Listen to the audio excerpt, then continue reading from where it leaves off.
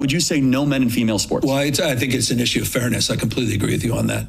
It is an issue of fairness. So it's deeply unfair. This was just 3 weeks ago. Governor Gavin Newsom making clear on his podcast where he stands on transgender athletes, specifically those who've transitioned from male to female, competing in girls' and women's sports. So that's easy to call out, the unfairness of that. Now the question turns to what, if any, action will Newsom take? Republican Assemblymember Bill Essayli says he agrees with what Newsom had to say, but is skeptical the governor will act. He's not just some podcaster, he's the governor.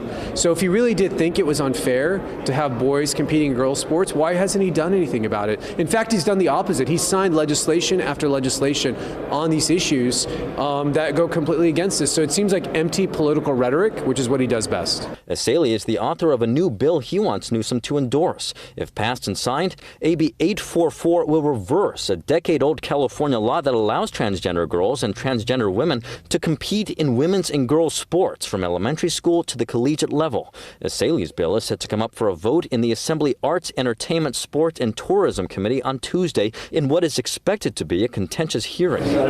For their part, Newsom's office notes the governor does not comment on pending legislation, but Newsom just went on Bill Maher's show where he said this, quote, "The other side weaponizes these issues. They dehumanize, they attack, they demean.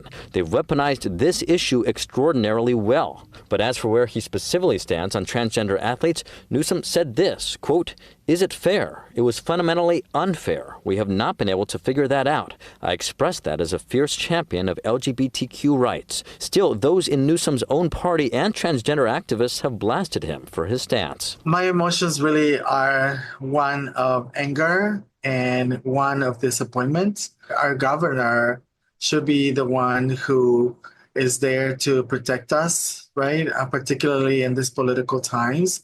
And with his remarks, really says that he is not standing in solidarity with one of the most marginalized populations. Meantime, within the last few days, U.S. Secretary of Education Linda McMahon sent Newsom this letter informing him she heard what he said on his podcast. She's now demanding he support Essayli's bill, writing Newsom this, quote, "Take a stand on your convictions. Be clear about the harms of gender confusion. Protect female spaces." And Newsom's office confirmed they are reviewing that letter. As for the upcoming hearing, it is scheduled to get underway here at the state capitol on Tuesday at 9 a.m.